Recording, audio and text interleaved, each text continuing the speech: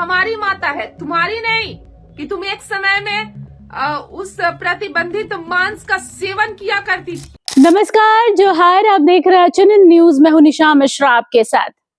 आदिवासी नेत्रियों का social media पर लड़ना अलग बात है, लेकिन अब मैदान में खुलकर मोर्चा खोल देना कि हम आपके चरित्र का हनन करेंगे, आपके चरित्र का छीछालेदर करेंगे, तो ये एक अलग मुहिम छिड़ी हुई है। मैं बात कर रही हूँ निशा भगत और सुषमा बड़ाइक की। निशा भगत फिलहाल नॉट रीचेबल आ रही हैं। हम कंटिन्यू उनसे बात करने की कोशिश कर रहे हैं, फोन कर रहे हैं, क्योंकि परसों उनके नाम पर एफआईआर दर्ज किया गया था, क्योंकि उन्होंने मुख्यमंत्री हेमंत सोरेन के खिलाफ कुछ आपत्तिजनक टिप्पणी कर दी थी, जिसके बाद से उनका फोन बंद आ रहा है। हम संपर्क करने की कोशिश कर रहे हैं, लेकिन नहीं हो पा रहा है। खैर, दूसरी ओर है जो सुषमा बड़ाइक हैं, जो लगातार निशा भगत के चरित्र से लेकर उनके पिता 2 हैं या 1 हैं, वो बीफ यानी गौ मांस का सेवन करती हैं या नहीं करती हैं, वो मुख्यमंत्री का अपमान करती हैं या नहीं करती हैं, यहाँ तक कि वो बेटी बेचने का यानी लड़की बेचने तक के कारोबार में संलिप्त है। ये बड़े बड़े आरोप सुषमा बड़ाइक लगा रही हैं। सुषमा ने अपने सोशल मीडिया प्लेटफॉर्म पर एक वीडियो साझा किया है, जिसमें वो खुलकर निशा भगत पर कई गंभीर आरोप लगा रही है। वो कह रही है कि वो शराब के नशे में आकर मुख्यमंत्री हेमंत सोरेन को दलाल तक कह देती हैं। इसके अलावा उनके घर में घुसकर कॉलर पकड़कर बाहर निकालेंगी और उन्हें मारेंगी। ना जाने क्या क्या जो उलझुल उनके मन में आया उन्होंने कह दिया। इसके अलावा सुषमा बड़ाइक कहती है कि भाई, तुम्हारा भाई कोई और सरनेम रखता है, तुम किसी और सरनेम से जानती हो क्या? तुम्हारी माताजी के 2 पति थे। ये हम नहीं कह रहे, ये सुषमा बड़ाइक कह रही हैं और अपने सोशल मीडिया प्लेटफॉर्म पर डाला भी है और अपने वीडियो को हमारे साथ साझा भी किया है कि इस पर देखा जाए। दूसरी ओर उन्होंने ये आरोप लगाया है कि भाई, निशा भगत गौ मांस का सेवन करती हैं, जो कि सुषमा बड़ाइक उन्हें मां मानती हैं। गौ माता है भाई, हिंदू धर्म में गौ को गौ माता कहा जाता है, मां का दर्जा मिला है। और यही सब कहकर बहुत सारे एलिगेशंस लगा रही हैं। सबसे अच्छा होगा कि क्यों ना सुषमा बड़ाइक को एक बार सुन लिया जाए। निशा भगत, तुम बेवड़ी हो और दारू पीकर के मीडिया के सामने आकर क्या बोल रही हो? तुम्हें कुछ समझ बुझ नहीं आता है। तुम ही ज्यादा चरित्रवान हो गई हो और बाकी सब चरित्रहीन है। तुम करो तो अच्छा और हम बोले तो बुरा। सठिया गई हो पागल लड़की। फिर कुछ बोलोगी तो बोलोगी कि बोलती है। दलाल तो तुम हो ना, बेटी बेचने का काम तो तुमने किया है ना। सबसे पहले तो तुम मेरा पैसा वापस कर दो।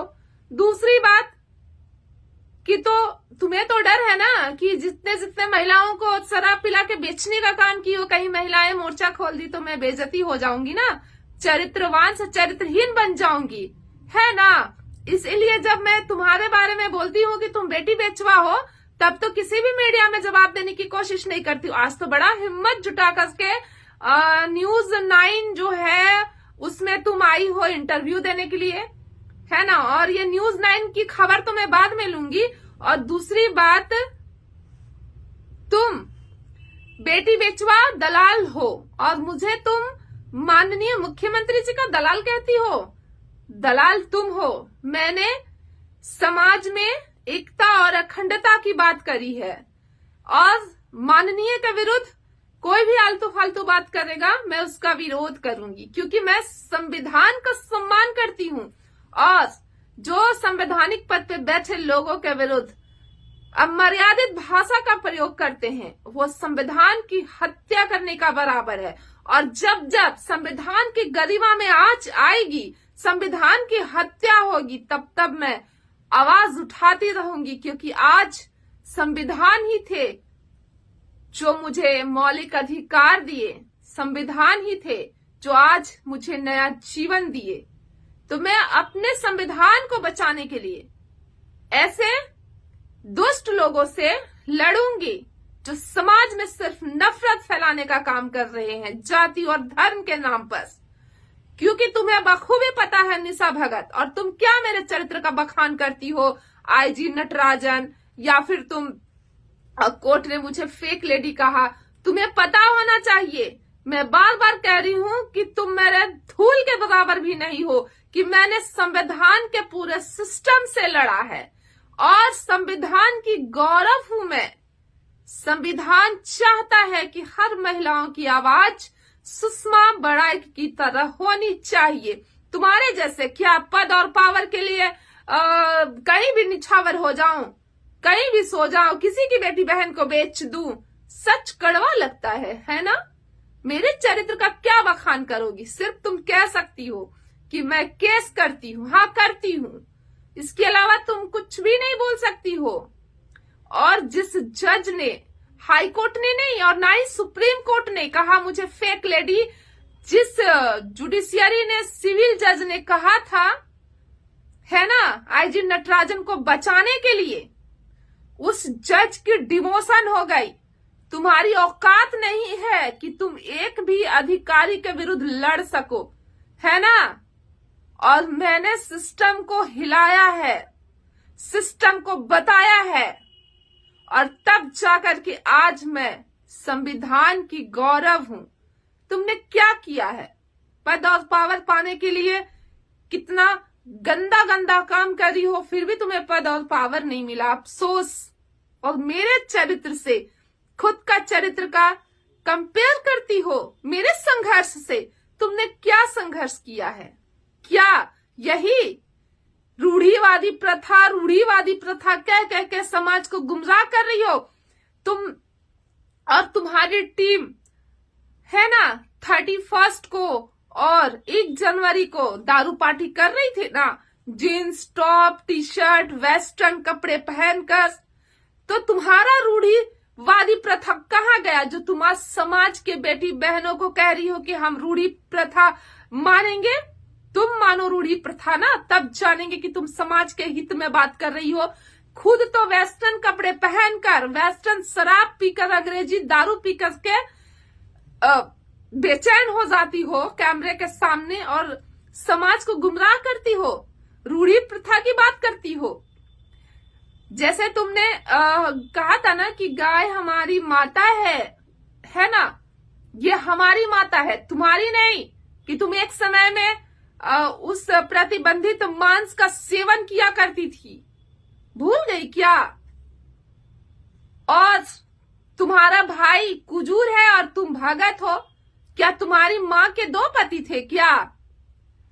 क्यों तुम्हारा भाई कुजूर लिखता है और तुम भगत लिखती हो? तो खुद का डीएनए पहले जांच करवा लो, फिर कहना हमारे माननीय मुख्यमंत्री महोदय जी का डीएनए खराब है ना? किसी पे उंगली उठाने से पहले खुद का गिरेबान झांक लो। हमारे जो स्वर्गीय शिबू सोरेन जी थे, वो बहुत महिलाओं का सम्मान करते थे, और जरूरी नहीं कि उनका बच्चा भी आंदोलनकारी रहे तभी वो राज्य चला सकता है। हर माँ बाप चाहते हैं कि उनके औलाद खुशी से पले बढ़े। तुम भी कल को पैदा करोगी बाल बच्चा, तो तुम्हारे भी यही सपने होंगे। और माननीय के विरुद्ध अमर्यादित भाषा का प्रयोग करना, ये बहुत ही निंदनीय अपराध है। तुम समाज में हिंसा भड़काने का काम कर रही हो। तुम जो रूढ़ी प्रथा को लेकर के आई हो ना, डिलिस्टिंग की बात कर रही हो ना, मैं नहीं हूं कन्वर्टेड ईसाई, और ना ही मैं ईसाई धर्म मानती हूं, और ना ही मैं कभी चर्च गई हूं। लेकिन हमारा मानवता क्या कहता है? क्या कहता है कि हम धर्म के नाम पर सांप्रदायिक हिंसा, माहौल खराब करके समाज को भड़का दे, दंगा फसाद करवा दे। तुम यही कराना चाहती हो ना, कि ये समाज लड़े, मारे एक दूसरे को। पर तुम्हें क्या पता कि ये इंसान का जीवन कितना कीमती होता है। तुम्हें लगता होगा ये आसान शब्द कि मर जाएंगे, मार देगा मुझे, लेकिन तुम्हें नहीं पता कि जब तुम्हारे करीब मृत्यु आएगी ना, तो तुम उस क्षण को झेल भी नहीं पाओगी। तब तुम्हें याद आएगा अपने कर्म, कि मैंने कौन से कर्म किए थे कि मुझे मुक्ति नहीं मिल रही है। तब तुम कहां जाओगी? तब तुम कहोगी भगवान मुझे मुक्ति दिला दीजिए इस दर्द से, इस तकलीफ से। ये कहना बहुत आसान है हर इंसान के लिए। अरे क्या होगा, ज्यादा से ज्यादा मार दिया जाएगा या मर जाऊंगी या मार दी जाऊंगी, यही शब्द का लोग इस्तेमाल करते हैं। लेकिन पहले भी बोली हूं कि उस दर्द से गुजर कर कोई वापस नहीं आया है ये बताने के लिए कि जन्म की पीड़ा माता को है, परंतु मृत्यु की पीड़ा स्वयं को है। ये पूरा संसार संविधान से चलता है ना, उसी तरह पूरा ब्रह्मांड भी संविधान से चलता है। निशा भगत मत करो ऐसा, सब उनके बच्चे हैं, हिंदू मुसलमान ईसाई सब उनके बच्चे हैं। और इसीलिए संविधान बनाया गया है कि यदि कोई जबरन धर्म परिवर्तन करता है, करवाता है, तो केस करिए, लड़िए, उसका विरोध संवैधानिक तरीके से करिए। इस तरह किसी भी जाति धर्म को दोगला शब्द जैसे गाली देकर के संबोधित मत कीजिए। आने वाला जनरेशन कहाँ जाएगा? आप क्यों नफरत फैला रही हैं? क्यों माननीय को गाली ग्लौज दे रही है? आप खुद को कितने बड़ी महान हस्ती समझ रही हैं? आप खुद को परिवर्तन दाता समझ रही हैं क्या? प्रकृति भी आपसे रुष्ट हो गई है आपका ये रूप देखकर। पता है, महिलाएं सादगी में ही सुंदर दिखती है ना? चाहे वो सुंदर ना भी रहे ना, और जिस महिला के पास प्रकृति शक्ति है, सादगी है ना, तो वो दुनिया की सबसे सुंदर महिला है। और इसी वजह से मुझे ना आपको देखकर डर लगता है, आपके चेहरे से, आपके करतूतों से डर नहीं लगता है। आपके करतूतों से तो लगता है कि घुस के पता नहीं क्या क्या करती, शायद आप सुधर जाती, समाज में आग नहीं उगलती, युवा पीढ़ी में जहर नहीं घोलती। तो खुद का गिरेबान पहले झांक कर देख लीजिए, और फिर मुझे आप दलाल कहिएगा या फिर किसी केस से रिलेटेड मेरा अपमान कीजिएगा। है ना निशा भगत? बहुत सारे साक्ष्य हमारे पास है, और जिस दिन मैं दुनिया को ये बता दी ना कि आपके गंदे इरादे, खैर समाज में तो एक ना एक दिन आना ही है, सच्चाई किसी की नहीं छुपती है। तो सुना आप लोगों ने, ये थी सुषमा बड़ाइक जो लगातार निशा भगत पर हमलावर हो रही हैं। दरअसल राजनीति एक ऐसा दाव पेच वाली चीज होती है ना कि आप एक दूसरे को नीचा दिखा सकते हैं अपने कामों से, लेकिन यहाँ पर चरित्र हनन हो रहा है। एक नेत्री दूसरी नेत्री के विषय में अब शब्दों का इस्तेमाल कर रही है, दूसरी नेत्री पहले वाले के लिए इस्तेमाल कर रही है, और यही हो रहा है। सोशल मीडिया पर जो चीजें आएंगी वो मीडिया तक भी पहुंचेंगी, और हमारा काम है दिखाना। हालांकि फिलहाल सुषमा बड़ाइक मोर्चा संभाले हुए हैं, क्योंकि निशा भगत अभी लाइमलाइट में नहीं है, उनका फोन नॉट रीचेबल बता रहा है। अब देखना दिलचस्प होगा कि सुषमा बड़ाइक के इस सोशल मीडिया पोस्ट के बाद से निशा भगत की प्रतिक्रिया क्या आती है। हालांकि निशा भगत ज्यादा एंटरटेन किसी को नहीं करती हैं। निशा भगत ऑफ कैमरा शायद बोल सकती हैं, लेकिन ऑन कैमरा वो ज्यादा नहीं बोलती हैं सुषमा के बारे में। मैंने जब तक उनका 2-3 बार इंटरव्यू लिया, उन्होंने नहीं बोला है।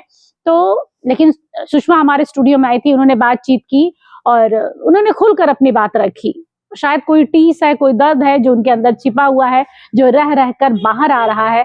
और अब देखना दिलचस्प होगा कि निशा इस पर किस तरीके से रिएक्ट करती है। फिलहाल के लिए इस खबर पर बस इतना ही। देखते रहिए एचएनएन न्यूज। नमस्कार, जोहार। अगर आपको हमारा ये वीडियो अच्छा लगा तो इसे लाइक करें, शेयर करें और हाँ, सब्सक्राइब करना ना भूलें।